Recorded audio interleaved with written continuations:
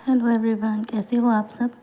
तो ये जो मेरा व्लॉग है ये स्टार्ट हुआ है कल शाम के व्लॉग से। मतलब कल शाम का वीडियो है ये। कल शाम को बहुत तेज़ आंधी आ रही थी जिसकी वजह से पूरे घर में देखिए कितनी मिट्टी मिट्टी हो गई थी। तो पूरे घर में मैंने झाड़ू लगाया शाम को। वैसे तो डेली लगाते हैं पर जब जिस दिन आंधी आंधी है आई तो हो उस दिन कंपलसरी हो जाता है, नहीं तो कभी कभी स्किप भी कर देते हैं। पर आंधी आई हो तो कंपलसरी होता है।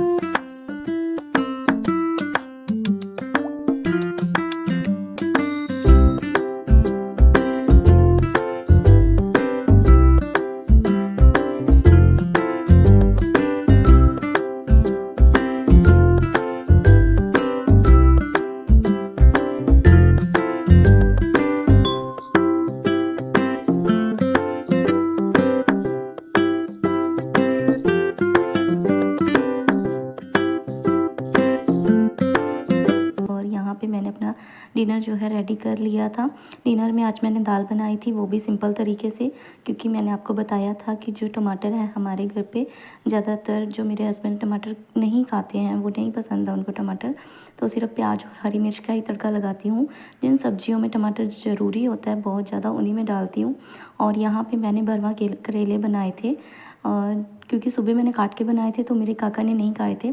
उसको भरवा करेले पसंद है तो मैंने शाम को बनाए थे। उसके साथ मैंने मिर्ची भी छोंक रखी थी प्याज काट के। और उसके बाद सलाद वगैरह मैंने काट के रख लिया था। और ये आज मेरा सुबह का व्लॉग यहाँ से स्टार्ट होता है। सुबह मैं उठी थी 5:30, वही मेरा जो डेली का रूटीन है। फिर मेरा सबसे पहला काम होता है चाय बनाने का, क्योंकि जो बच्चे हैं वो चाय पीने के बाद में ही उठते हैं। चाय पीने के बाद में नहीं उठते, उठने के बाद में जो है सबसे पहले उनको चाय ही चाहिए होती है। मैं भी क्या बोल रही हूँ, कुछ समझ ही नहीं आता। और यहाँ पे आप सोच रहे होंगे कि मैंने आटे में नमक और मिर्ची क्यों डाली है और प्याज और हरी मिर्ची क्यों काटी है। तो रात को जो दाल थी वो बहुत ज़्यादा बच गई थी, क्योंकि भरमा करेले भी थे, साथ में मिर्ची भी छोंकी हुई थी। तो दाल बहुत कम खाई थी, बस हस्बैंड ने ही थोड़ी सी खाई थी, बाकी वैसे की वैसी बच गई थी। तो यहाँ पे मैंने फिर उसमें प्याज और हरी मिर्ची काट के और दाल का जो है वो आटा लगा लिया था। दाल के आटे के पराठे बहुत ज़्यादा सॉफ्ट बनते हैं और खाने में टेस्टी भी बहुत लगते हैं। तो ये गुड्डू का डेली रूटीन है, वो सुबह उठ के नहा धो के पूजा पाठ करती है, अपना शिव चालीसा का पाठ करती है, उसके बाद ही वो स्कूल जाती है। तो ये एक अच्छी हैबिट है। ये मैंने उसको नहीं बोला था, ये उसका खुद से ही मन है और खुद से ही उसने स्टार्ट किया है, तो मुझे बहुत अच्छा लगता है। और यहाँ पे बच्चे स्कूल के लिए रेडी हो चुके थे और मैं बना रही थी उनके लिए नाश्ता। तो उनके लंच बॉक्स वगैरह मुझे तैयार करने थे। आज सब्ज़ी मैंने नहीं बनाई थी क्योंकि दाल के पराठे थे, वो दही के साथ ले जाएंगे। वैसे भी रात की सब्ज़ी जो है वो बची हुई थी, दाल वगैरह। तो करेले भी कुछ बचे हुए थे, दाल का तो मैंने आटा लगा लिया था, क्योंकि दाल नहीं खाते हैं नाश्ते में सुबह के टाइम पे। और जो करेले वगैरह थे वो पड़े थे, तो अगर किसी को खाना होगा तो उसके साथ और दही के साथ खा लेंगे। तो बाकी वैसे डेली ताज़ा सब्ज़ी ही बनती है। और यहाँ पे जो हस्बैंड जी हैं वो लड्डू को बुला रहे थे।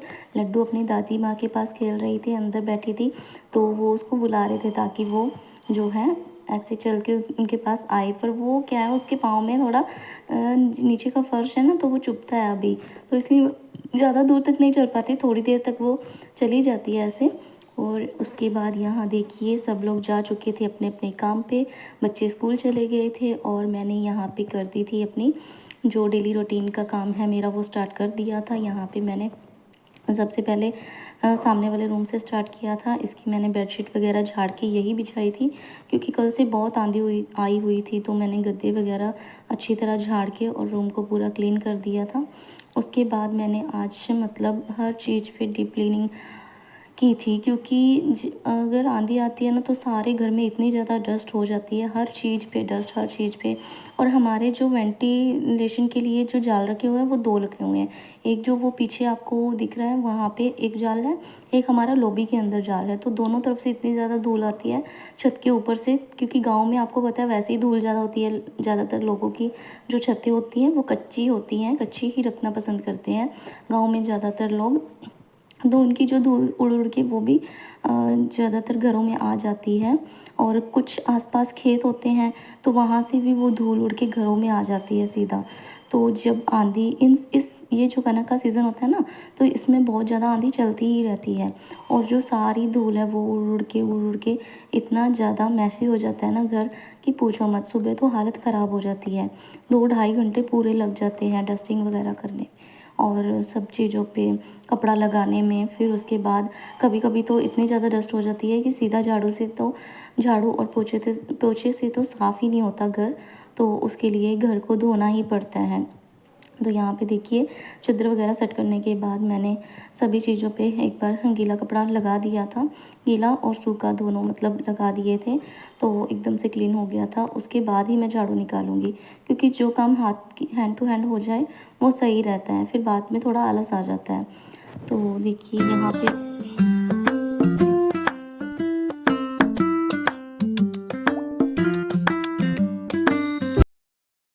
उसके बाद मैं आ गई थी दूसरे रूम में। तो यहाँ पे भी देखिए, जो टॉवल वगैरह है वो बच्चे ऐसे ही छोड़ जाते हैं।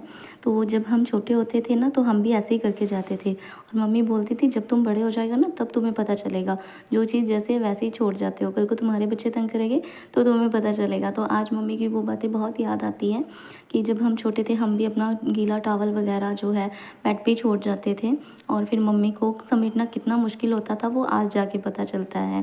पर मेरे बच्चे काफ़ी हेल्प भी कर देते हैं, बड़ी गुड़िया बहुत हेल्प कर देती है और छोटे बच्चे भी कर देते हैं, पर सुबह वाले टाइम में वो कोई काम नहीं करते हैं।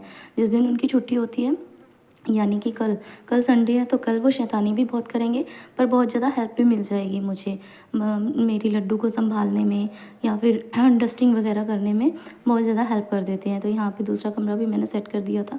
गद्दे वगैरह अच्छी तरह से मैं बेडशीट से ही झाड़ देती हूँ। उसके बाद मैंने यहाँ पे भी गीला कपड़ा और सूखा कपड़ा लगा दिया था, और सारी डस्ट मेरी जो है क्लीन हो गई थी।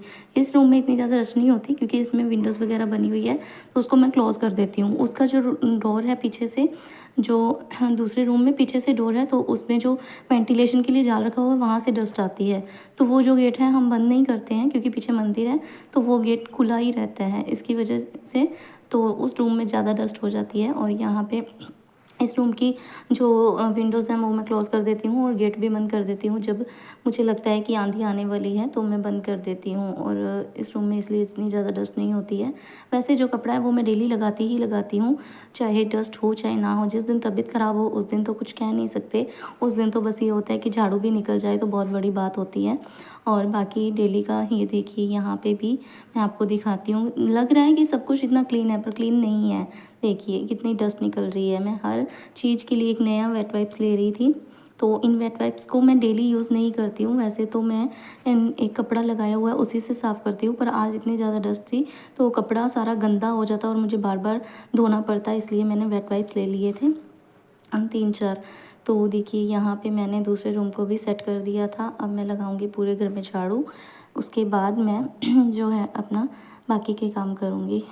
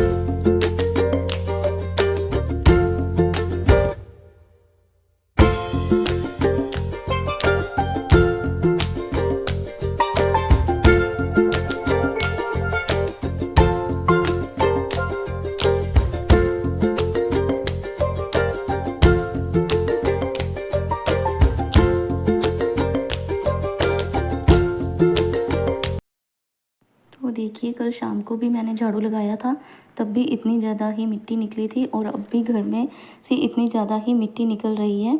तो यहाँ पे देखिए ये जो लिफाफे वगैरह होते हैं या बच्चों ने जो चीज़ खाई होती है, जो पैकेट्स होते हैं, ये मैं इकट्ठे करके हमारे जो घर में चूल्हा है उसमें लगा देती हूँ, क्योंकि सुबह जो है आग जलानी होती है तो उसमें आसानी हो जाती है। तो देखिए शाम को भी इतनी ज़्यादा डस्ट थी और सुबह भी इतनी ज़्यादा ही डस्ट निकली थी पूरे घर में मिट्टी मिट्टी। अभी भी बहुत तेज़ आंधी चल रही थी और जो ये कूड़ा था ये बार बार पीछे ही उड़ के जा रहा था। बहुत मुश्किल से मैंने झाड़ू लगाया था पूरे घर में ये कचरा वापस जा रहा था, इसलिए मैंने ये गेट बंद कर दिया था जाली वाला। और देखिए ये वाकर वगैरह ये बच्चे जब चलाते हैं तो ऐसे नहीं साथ के साथ उसको उसकी जगह पे रख दे। कोई भी चीज़ मेरी घर पे जगह पे नहीं मिलेगी, सब कुछ इधर उधर बिखरा हुआ ही मिलेगा। लेकिन बच्चों के आने के बाद, जब तक बच्चे नहीं होते घर में, पूरा घर बिल्कुल सही सलामत ही पड़ा रहता है। सबका ऐसे ही हाल होता होगा, जब तक बच्चे स्कूल से नहीं आते सबका घर समेटा ही पड़ा रहता होगा और जैसे ही बच्चे आते हैं कहीं पे कुछ मिलेगा। तो घर पे इतने सारे काम होते हैं, इतना सारा काम करने के बाद भी एक वाइफ़ को हमेशा यही सुनने को मिलता है कि तुम घर पे सारा दिन करती क्या हो। तो अगर मेरे हस्बैंड जी मेरी वीडियो देख रहे हैं तो उनको पता चल ही जाता होगा कि मैं घर पे सारा दिन क्या करती हूँ। वैसे वो मेरी वीडियो देखते नहीं हैं, स्किप कर देते हैं, थोड़ी बहुत देख लेते हैं कभी कभी। तो मुझे लगता नहीं है वो पूरी वीडियो देखते होंगे। अगर वो पूरी वीडियो देख रहे होंगे तो उनको पता लग ही जाएगा कि घर पे मैं सारा दिन क्या करती हूँ। तो पूरा चीज़ तो इसमें अभी भी रिकॉर्ड नहीं हो पाता है। जो हम बीच में जो काम करते हैं वो तो इसमें रिकॉर्ड भी नहीं कर पाती हूँ मैं। बस कुछ काम इसमें रिकॉर्ड, बाकी का जो काम होता है वो तो स्किप ही हो जाते हैं। अगर पूरा दिन वो देखें, ऐसे तो वो जब घर पे रहते हैं पूरा दिन हमें काम करता हुआ देखते ही हैं, पर उनको फिर भी लगता होगा ना हम पूरा दिन इधर उधर ऐसे ही घूमते रहते हैं। पर इस वीडियो को देख के शायद उनको लगे कि हाँ, इधर उधर ऐसे ही घूमते नहीं हैं, ये काम ही होते हैं, ये छोटे छोटे काम ही होते हैं जो हम कर रहे होते हैं। पूरा घर, एक दिन अगर बीमार पड़ जाओ तो पूरा घर ऐसे ही फैला रहता है। तो भी कुछ हस्बैंड ऐसे होते हैं जिनको समझ नहीं आता कि वाइफ़ की वैल्यू क्या होती है।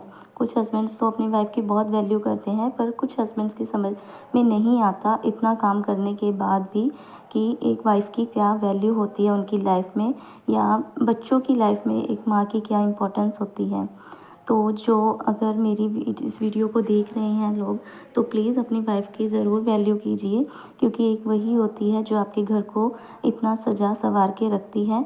उसको क्या चाहिए होता है? उसको कुछ भी नहीं चाहिए होता, सिर्फ़ 2 प्यार के बोल ही चाहिए होते हैं, जो सब लोग उससे घर में अच्छे से प्यार से बात कर लें, उसको समझ लें, बस इतना ही चाहिए होता है। और उसको आपसे कुछ नहीं चाहिए। बिना किसी मतलब के वो आपके घर के या अपने घर के सारे काम करती है। तो देखिए घर के कामों के बीच में मेरी लड्डू वेट कर रही थी नहाने का, तो मैंने अपने घर के कामों से थोड़ी सी फुर्सत लेके पहले इसको नहलाया, इसको रेडी किया। तो उसके बाद इसको मम्मी ने पकड़ लिया था, क्योंकि मम्मी की आज छुट्टी थी, मम्मी ड्यूटी पे नहीं गए थे। तो यहाँ पे मैं इसको नहला रही हूँ, इसकी मस्तियाँ चालू थी। इसको पानी के साथ खेलना बहुत अच्छा लगता है, पर अभी मैं इसको पानी के पास अकेला नहीं छोड़ती हूँ, इसके आसपास ही रहती हूँ, क्योंकि अभी इसको पूरी तरह से बैठना भी नहीं आता है और पूरी तरह से खड़े होना भी नहीं आता है, तो ये गिर जाती है। बैठना भी इसको अभी अच्छी तरह से नहीं आता है, बैठते टाइम भी कई बार इसके पास अगर कोई आसपास नहीं हो तो ये गिर जाती है।